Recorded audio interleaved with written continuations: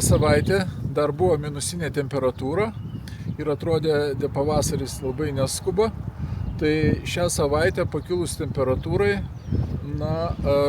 susprogo medžiai ir taip pat, kadangi mes čia esam prie ievos, iš kiaušinėlių išsirito ir amarai. Matosi, kad ant ievų lapų formuoja kolonijas, bet išsiritusios sparnuotos patelės, aišku, jau paėmė kryptį į javų laukus. Nors žiemkenčiai ir nėra pagrindinis amarų maistas, labiau linkę kai vasarojus skristi, bet manau, kad tikrai nereikia praleisti, pastebėti pasėlių, kaip tos kolonijos, ar jos nesiformuoja ir žiemkenčiuose. Esame vėlyvosios kviečių lauke ir čia tręšimo darbai pagrindiniai yra atlikti ir dabar, aišku, reikia galvoti apie augalų apsaugą. Kadangi šitame lauke kviečiai atsėliuoti, tai reikia stebėti dryžligę pirmoje eilėje. Ir patys kviečiai dar atrodo labai nedideli ir kol kas dar krūmijasi, bet pirmosios dėmelės dryžligės jau pasirodo. Ir ant šiaudų likučių mes matome iš tikro pseudotecius, kurie, jiem galbūt reikėtų daugiau lietaus, bet ryte pakanka ir rasos, kad paleistų jau askosporas ant augalų, ant želmenų ir, aišku, dryžligė pradeda čia daugintis. Taigi reikėtų be abejo galvoti ir apie fungicidų naudojimą nuo šitos ligos, nes kai jinai gausiai plinta, tai jeigu pavėluojama nupurkšti, tai tikrai yra ją sunku sustabdyti. Be to, atsėliuotose kviečiuose reikia pagalvoti ir apie stiebalūžę, nes tos ligos, ypač jeigu būtų daugiau kritulių, jinai gali pažeisti tokį pasėlį ir, aišku, fungicidų panaudojimas būtų kartu ir nuo dryžligės, ir nuo stiebalūžės. Tam labiausiai tinka abranas, ne mažiau 0,6 litro į hektarą norma. Tikrai turėtų duoti gerą rezultatą ir dryžligę sustabdytų ir būtų stabdoma stiebalūžė.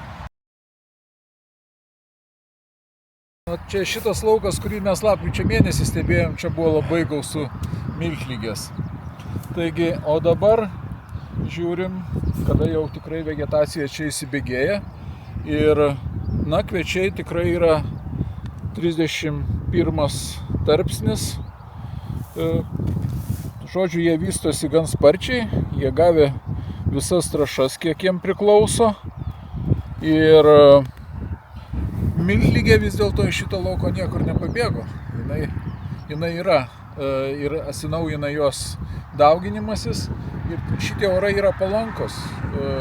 Jai nereikia lietaus, bet rytinė rasa ir dieną aukštesnė temperatūra, vėjelis tiesiog platina miltligę tokiame pasėlyje. Ir nutupė. Tai, žodžiu, tikrai yra svarbu stebėti situaciją lauke ir miltligė tikrai gali pakenkti šitame tarpsnyje, kada jinai tiesiog labai engia šalutinius stiebus ir be abejo gali būti nesuformuotas optimalus produktyvių stiebų skaičius. Todėl naudojant fungicidus, įskaitant kviečių dryžligę ir, kaip atsėliuotose pasėliuose turbūt ir stiebalūžę, Nuo miltligės irgi reikėtų naudoti fungicidus. Ir čia geriausiai, aišku, tinka fenpropidinas, tai yra lenderio veikli medžiaga ir kartu purkšti mišiniu su abraunu. Purškimo metu be abejo reikėtų panaudoti timanganą, ypač čia Kėdainių rajone, kur tikrai yra neutralios dirvos ir pH viršyje ir 7, nes jisai čia sunkiai įsisavinamas. Galbūt kitur, kur rūgštesnės dirvos, bet iš principo pusę litro mangano, čia būtų tikrai tinkamas į tą mišinį. Taip pat, kadangi pradeda plisti ir kenkėjai, jau ir lemai pasirodė, dėjai, kaip sakant, iš savo žiemojimo vietų į pasėlį atėjo, tai irgi reikėtų panaudoti ir insekticidą mišinyje. Ir aišku, čia būtų kol kas kontaktinis sperkilas, sakyčiau, sprendimas kartu su fungicidais. Taip, apie amarus kalbant, jiem irgi labai yra dabar palanku migruoti iš savo žiemojimo vietų. Nuo ievų jie perskrenda į javų pasėlius ir be abejo, kad jie labai greitai tokiu šiltu, karštu oru jie formuoja kolonijas ir be abejo kenkia taip pat labai stipriai, būtent vėl kalbant apie šalutinius stiebus. Čia laukas herbicidais buvo nupurkštas rudenį ir tų piktžolių tikrai kol kas labai švaru šitame lauke, bet yra laukų, kur, sakykime, buvo tik tai 2 skiltės piktžolės nupurkštos, o jeigu ten plinta smilguolė, tai pavasarį, aišku, reikėtų apžiūrėti laukus ir jeigu tikrai yra poreikis panaudoti tik herbicidus. Jeigu tai yra vien tik tai smilguolė, galbūt tai čia būtų tokselis, bet jeigu yra ir dirsių, ir smilguolių, tai tada būtų gerai panaudoti tipiroksulamą, Broadway Starą, 0,2 litro, kartu galbūt su mišiniu nuo 2 skilčių piktžolių.